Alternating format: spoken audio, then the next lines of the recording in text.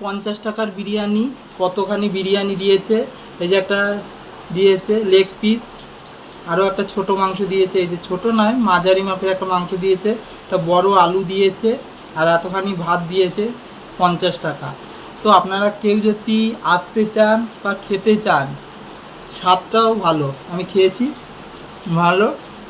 তো আপনাদের যদি কারো এ হয় তা আমাকে কমেন্ট করবেন, কমেন্ট করে জানাবেন। আমি তাহলে ঠিকানাটা বা দাদার যার দোকান তার অ্যাড্রেস সব দিয়ে দেবো। তো তাড়াতাড়ি কমেন্ট করুন আর আমার ভিডিওটা লাইক করুন, শেয়ার করুন, যাতে বিরিয়ানি কিন্তু দারুণ হয়েছে, জাস্ট ফাটাফাটি।